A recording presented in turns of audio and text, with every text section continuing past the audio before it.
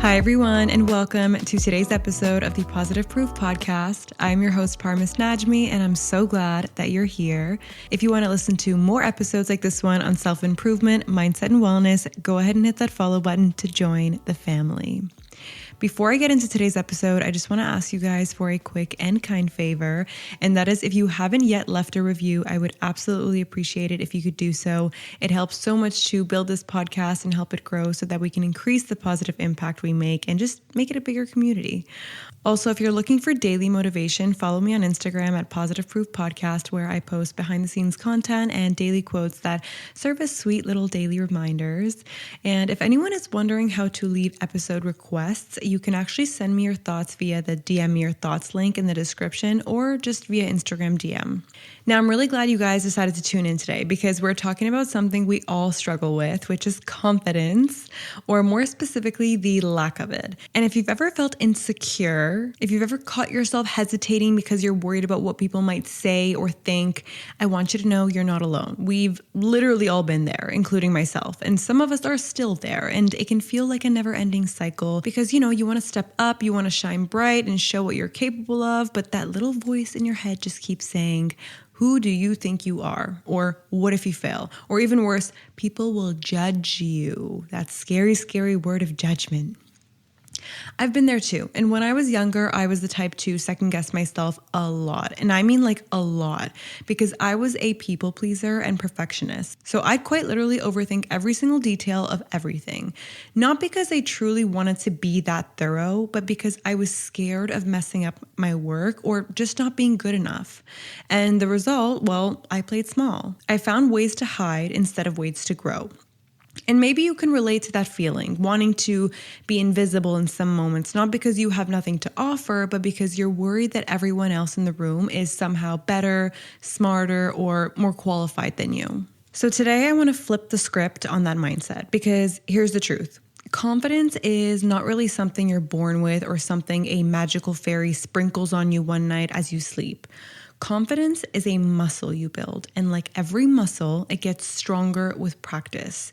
You are allowed to start small. You're allowed to stumble. You're allowed to feel awkward. Growth rarely comes from perfection, and I've mentioned this so many times before.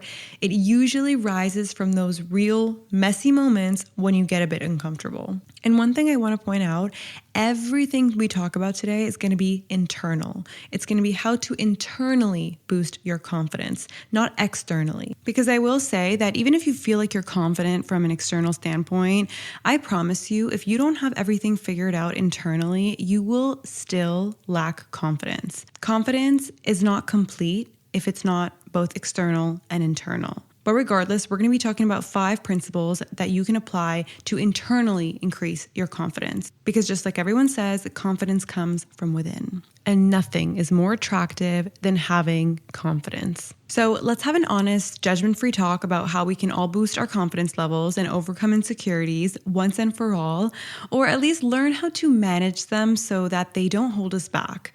And I'm going to break this down into 5 main points. I'm not here to give you a superficial pep talk, okay? We're focusing on down-to-earth, realistic perspectives that really anyone can apply no matter where you are in life or what your past experiences might be. And if you find yourself nodding along, feeling like, yes, this is exactly where I'm stuck, I really encourage you to jot down a note on your phone or a piece of paper, or maybe just replay the parts that resonate with you later on. Because by the end of this episode, I hope you'll find a genuine spark of motivation and plan to keep that spark glowing when everyday life tries to dim it. So if you're ready, let's dive into our first big point. Let's kick things off with one of the biggest game changers for me, which is knowing yourself. And it might sound cliche, but before you run off, I want you to really give it some thought. Do you really know who you are? What you identify with? What you like associating with? What you want out of life, your beliefs, your values, etc. Do you have the guts to disagree with someone because you simply have an opposing opinion or view? Or do you mirror other people's opinions, beliefs, and values? Because when you don't really know who you are, your strengths, your values, your non-negotiables, it is super easy to let outside opinions dictate your sense of self-worth. And you might find yourself swayed every which way by what people say you can or can't do. But once you have clarity on who you are and what you want, you become much less vulnerable to the noise around you. And trust me, I know a lot of people and a lot of cases where I'm talking to someone and I can tell that they just don't have a sense of self. And listen, it's okay to be lost, but you must have some clarity on at least some points of your life. Especially if you're in your adult years, you should be able to have your own set of opinions and values and etc. Now, knowing yourself doesn't mean you have to have everything figured out like your entire life plan overnight. It's more about consistently reflecting on your day-to-day experiences, your reactions, your joys, and even your frustrations. And it might be as simple as noticing how you feel after you spend time with different people or how you react to certain environments. Do you feel drained after meeting with a big group of acquaintances, or do you feel energized? Do you come alive when you get to talk about certain topics, or do you tend to shrink back? These clues can guide you towards recognizing who you are at your core, and then can help shape smaller everyday likes and dislikes. So to get started, try a quick 2-minute daily reflection. Ask yourself, what went well today and what didn't go so well? Or how did that make me feel? And then importantly, why did it make you feel that way? Over time, you're going to build a mental catalog of personal truths. Things like, I find real joy in sharing knowledge, or I get easily overwhelmed in chaotic environments. This self-knowledge becomes a compass that keeps you aligned with what genuinely matters to you. And if you find yourself constantly battling back and forth between two opposites, especially because of social media, it is time to do some even deeper reflection, because that means you have external factors playing a role in what you think you know about yourself. And I'm going to give you the smallest example. The desire to be a stay-at-home mom versus a working mom. I used to always think I wanted to be a stay-at-home mom and never work a day in my life after having kids. But through time, I've realized that's actually not what I want. That was what social media kept trying to make me believe I wanted for myself. What I actually want is to maybe slow down after having kids, but I genuinely love working. Not for money, but for my passion. So I 100% want to continue working once I'm ready after having kids. And no amount of social media videos or highlight reels can convince me otherwise, because I've discovered this about myself. Maybe my mind will change in the future based on more serious life circumstances, but for now, it is genuinely what I want for myself. Now, I say this because I know so many people who go back and forth and don't really know what they want, which isn't a bad thing, right? But it's all part of knowing yourself. And the more you know yourself, the more confident you are. Therefore, we can say the steps you need to take in order to become confident is really figuring out what you want and who you are, because that will play such a big role in how confident you are. So the next time I see someone enjoying a low pressure, low stress lifestyle of, ordering a matcha and going to Pilates at 10 a.m. on a random Tuesday while cooking dinner for their husband, like they show all over TikTok, I can tell you it won't make me feel insecure or behind in life or unhappy, because it's simply not what I want. Another way to know yourself is by writing down a list of your top values. Try picking 3 to 5 words that sum up who you want to be. Examples could be, creativity, growth, or independence. And once you have that list, refer back to it when you have decisions to make. Ask yourself, does saying yes to this new project align with my values? Or would it stretch me too thin and clash with my value of independence, let's say? Doing this consistently, it helps you respect your own boundaries and in turn fosters confidence. Because when you're living in tune with your core values, there's a sense of peace that follows. You're not living someone else's script, you're living your own script. I also want to mention the importance of focusing on your unique strengths. Maybe you're a really good listener, or maybe you have a knack for visualizing solutions to problems. Maybe you have a wonderful sense of humor that puts people at ease. People often underestimate how powerful these personal gifts can be. So recognizing them is step 1, but owning them, letting them shine in your relationships or your work is step 2. And that second step is what really builds the confidence that you're looking for. So if you find yourself battling insecurity, pause and ask, do I truly know who I am? What are my values? What are my key strengths? And if you can't answer those questions just yet, that's okay. Think of it as a journey. And remember, the more you learn about yourself, the easier it becomes to stand firm in who you are and what you bring to the table. All right, so you've started to get a clearer picture of who you are. Now we have to deal with that pesky voice in your head that loves to undermine your progress. So let's talk about challenging negative thoughts in the way it relates to insecurities. A lot of insecurity stems from unchecked negative thoughts. Statements like, I'm never going to be good enough, or why bother trying, or I'm going to fail and embarrass myself. These thoughts often operate on autopilot. They pop up so frequently that we start believing them as facts rather than seeing them for what they are, really just unhelpful assumptions. So one of the best ways to handle this is by questioning each negative thought when it appears. Picture this, you get an opportunity to speak in front of a group. Immediately you think, I'm such a terrible speaker. Everyone will hate what I have to say. Instead of just rolling with that narrative, try asking, wait, is that 100% true? Have I ever actually gotten feedback that I'm terrible at public speaking? Or have I had any positive experiences speaking in front of people before? Because by doing this, you start to poke holes in the negative assumptions. You might recall times when you spoke up in a meeting and received compliments, or times a friend told you you're really engaging. Those memories can serve as evidence that your negative thoughts isn't entirely accurate. This is actually a big one for me because I always tell myself and my boyfriend that I feel I am so awkward. And I think of this as an identity thing. I literally say I am so awkward, not that I was so awkward. And he always reminds me, my boyfriend, to stop telling myself that because it's so far beyond the truth. And he thinks I'm really not awkward at all. And it's crazy to me that we have such opposing perceptions of my social skills. So I really try to challenge this and stop telling myself that I'm so awkward and instead try to find comfort in how a social conversation actually carried out. Maybe you're thinking, what if I truly am not great at this skill yet? And that's fair. Everyone has areas where they can improve, but improvement is different from hopelessness. You can acknowledge that you have room to grow without labeling yourself as a failure. And this distinction is crucial. It is quite literally the difference between I need to work on my speaking skills, a proactive mindset, and I'll never be good at this, so why try, which is a defeated mindset. Another effective technique is to reframe the negative thought into a question about possibility. So instead of I'm not capable, ask how can I learn to do this better? This simple shift takes you from a place of feeling stuck to a place of exploration. And confidence grows when you approach challenges with curiosity rather than fear. I'm going to say that again.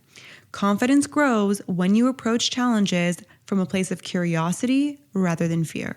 People sometimes worry that they're being arrogant if they deliberately replace negative self-talk with more encouraging thoughts, but acknowledging your strengths is not arrogance. That's called balance. You're simply giving yourself credit where it's due, and you're creating mental space to improve in areas that need more work. Humility and self-support can coexist. Also, keep in mind that negative thoughts are often triggered by fatigue, stress, or fear of the unknown. So if you notice that your mind spirals whenever you're exhausted, why don't you try implementing a healthier evening routine or practice mindful breaks throughout the day? I can't tell you how many times I take 5 minutes, I step away from my desk, I go in front of the window, and I just breathe. These little lifestyle tweaks can make you more resilient to the mental chatter that undermines your confidence. Ultimately, the key here is awareness, okay? The next time your inner critic starts its rant, pause for a moment and label it. Oh, that's the negative tape playing. Then respond with a question or a fact check. Over time, you're going to notice that these thoughts, they lose their grip. They won't vanish entirely, but they won't dictate your actions or your sense of self-worth either. And that is a huge step towards genuine confidence. Now let's move on to the third point, taking incremental risks. When people hear risk-taking, probably you're thinking about skydiving or investing tons of money in a startup, but that is not what I mean here. I am talking about small, consistent steps outside of your comfort zone. And the reason this matters for confidence is pretty straightforward. Every time you succeed in doing something a bit challenging, you earn a little confidence point, I call it. And over time, these points add up in your favor. If you never stretch yourself, you never get to collect that evidence that you can do the difficult stuff. So let's say, for example, you're terrified of public speaking. Instead of waiting until you're forced to give a 30-minute presentation to a huge audience, you could start by volunteering to speak up for 2 minutes in a small team meeting. Or if you're anxious about sharing your creative work, maybe you create videos you want to post online, start by showing them to a friend you trust before posting them on social media for a wider audience. These small actions serve as practice runs. They're like mini challenges that prepare you for bigger leaps later. And each time you manage to push through the discomfort and see that you made it out alive and possibly even did great, a part of your brain goes, maybe I'm more capable than I thought. That shift in self-perception is crucial. It's how you begin rewriting the narrative in your mind from I can't do this to I can handle it. I also want to highlight the importance of celebrating these small wins. We often rush through these victories without even taking a moment to acknowledge them. And then when the next challenge arises, we forget that we've already proven we can handle tough situations. So keep a win list or a confidence journal where you write down any time you do something that stretched you. It might be as small as initiating a difficult conversation with a colleague or as big as pitching an idea to your boss. Whatever it is, note it down. You are going to be amazed at how encouraging it is to look back and see a bunch of entries that start with, I was scared, but I did it anyways. And I actually used to do this a few years ago when I first decided I wanted to boost my confidence. And it was such a great tool that helped me shift my overall perspective. So I highly, highly recommend you do it as well. Of course, taking risks does come with the possibility of making mistakes or not getting the outcome you hope for. And that is part of the process. But even if you fail, you gain experience. You gain resilience and clarity on how to improve next time.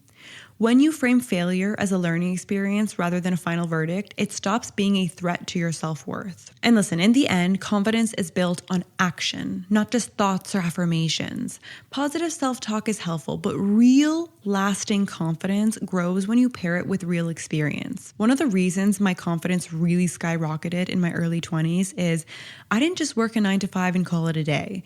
I actually experienced more than the average 20-year-old that's helped me build my confidence little by little.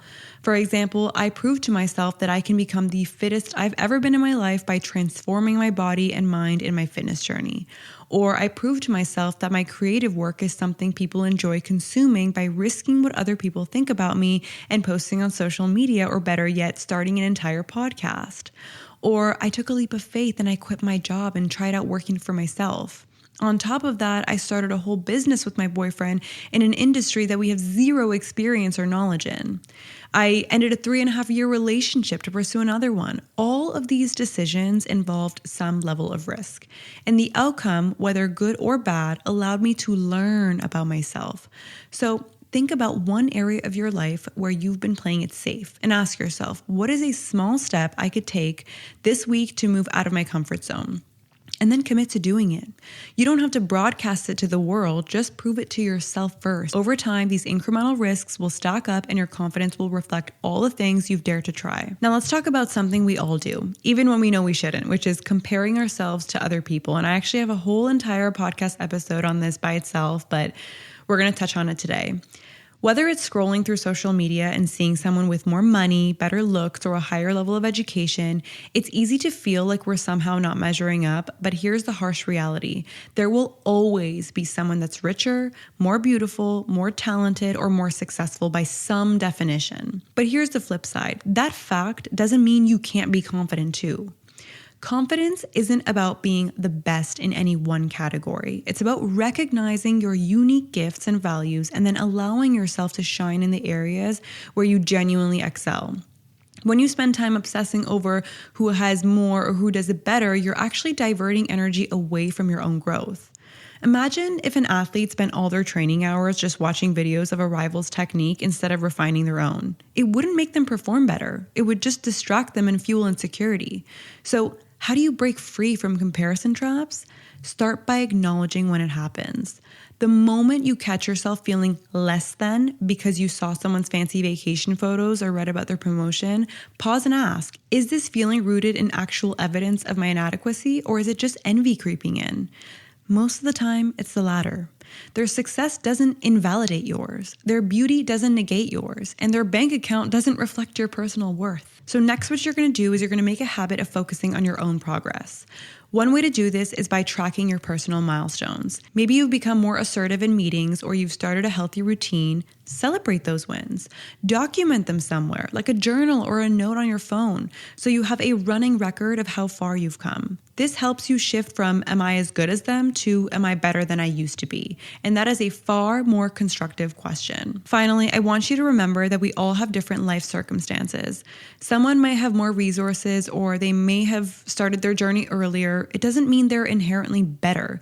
It just means their path is different from yours. And when you accept your circumstances, everything from your background to your current challenges, you free up mental space to ask, given what I have, how can I thrive? And that question leads to practical, confidence-building actions rather than paralyzing comparisons. So the next time you feel that wave of self-doubt wash over you because someone else appears to have it all, remind yourself that confidence is an inside job. It grows from self-awareness, gratitude, and personal progress, not from trying to outrun or outshine anyone else. And I can tell you now, the sooner you stop comparing yourself, the sooner life becomes so much more enjoyable. I love myself a million times more now that I don't constantly compare myself to other girls online. And I can say that I happily praise them if I see them online with the 1% of time and energy I give it. And the other 99% of the time, I spend pouring love into myself and enjoying how amazing I know I am because of the other 4 principles we talk about today. I don't care about how successful, beautiful, amazing other people are. I care about how successful, beautiful, and amazing I am. And that's how you should think too. Now, let's dive into a game-changing principle that can seriously boost your confidence, which is doing the things you say you're going to do. And I think this is one of the most important ones today. This is all about keeping promises to yourself, whether it's waking up earlier to work out, launching that side hustle, or setting aside time to study for a new certification. Now, why does this matter? Imagine you have a friend who constantly flaked on you.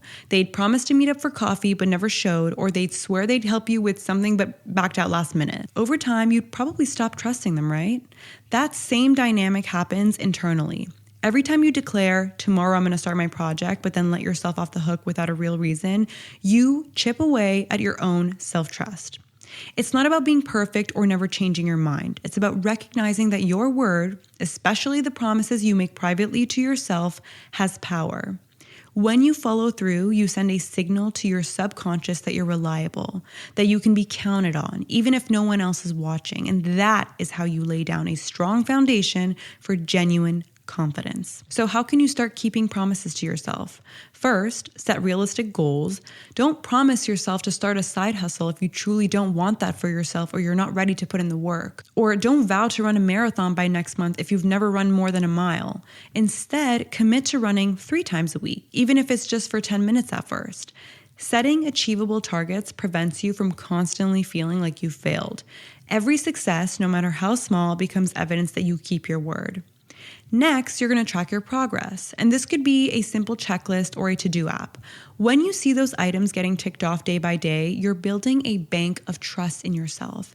And if you miss a day or slip up, don't beat yourself up. Instead, figure out why it happened and adjust your plan if needed. Maybe you aim too high. Maybe you need to shift your schedule around. The key is to learn from any misstep and move forward without shame. Lastly, you're going to celebrate your consistency. We often think we have to achieve huge milestones to deserve a pat on the back, but consistent small wins are just as worthy of recognition. If your promise to yourself was to read 10 pages of a book every night and you stuck with it for a week, that's worthy of a high five. The more you acknowledge these victories, the more your self-trust grows, and with it, your confidence grows. Remember, doing what you say you'll do isn't about impressing anyone else. It's about having your own back and proving to yourself that you're capable of following through. Over time, that inner sense of reliability becomes unshakable, and the doubts that used to plague you won't stand a chance, because once you realize you can trust yourself to show up and give your best, real confidence becomes a natural part of who you are. One person I truly need to give credit to for my increase in confidence over the past couple years is definitely my boyfriend, which I can't seem to ever shut shut up about, but it's true. I do learn a lot from him, and he has a level of confidence that I have never seen in anyone else before, and it is truly so admirable. I'm not going to sit here and say he has everything or is the best at everything, because everything in life is relative, right? But I will sit here and say that he is so sure of who he is, what he wants, and the decisions he makes, and it makes him such a likable person. Seriously, this man makes friends everywhere he goes without trying, and not because he tries, but because he attracts it. I cannot count the number of people that praise him for different things without knowing him, and I genuinely think it's all because he radiates this level of confidence without ego or cockiness or any superiority complex. Now, how does he do this? Well, I can guarantee you he's applied all 5 principles we talk about today. Actually, I know this for a fact. He never compares himself. He always does what he says he's going to do. He takes risks. He never has negative thoughts, and he darn right knows himself really well. And it's funny because I always analyze myself to see where I have room for improvement so that I can continue to skyrocket my confidence. And for me, one area I struggle with is negative thoughts. And something I used to struggle with is comparing myself and not knowing myself well enough. So it's so interesting to see that when there is a lack of confidence, you can truly pinpoint why that is and how you can improve it or overcome it. So there you have it, my 5 key points to help you boost your confidence and beat insecurity. Each of these points is powerful on its own, but together they build a comprehensive framework for genuine, lasting confidence. And the biggest takeaway I want you to leave with is that confidence is a process, not a personality trait that a select few people are born with. You can cultivate it, you can nurture it, and you can watch it grow. And yes, it'll take some time and patience, but it's worth the effort. Because once you experience the freedom that comes from trusting yourself, you are not going to want to go back to that old cycle of doubt and hesitation. As you go about your day or your week or even your month, start integrating these points in small, manageable ways and jot down your reflections. Rewrite a negative thought or take a tiny risk. Talk to someone who supports you and choose self-compassion over self-criticism. These little steps add up, I promise you. So I hope this conversation has been helpful and that you feel inspired to take action. Remember, if at any point you falter or you find your old insecurities creeping back in, that's not a sign to quit. It's an opportunity to apply these tools again. Confidence isn't about never feeling insecure. It's about learning how to keep moving, growing, and believing in yourself even when the doubts come up. So thank you guys so much for spending the time with me. If you found any value in today's chat, I would love it if you could share this episode with a friend or just leave a quick rating. It really does help the podcast reach more people who might need a little dose of encouragement to break free from their own insecurities. But until next time, take those small steps, celebrate the progress you make, and remember that you've got so much more strength in you than you often give yourself credit for.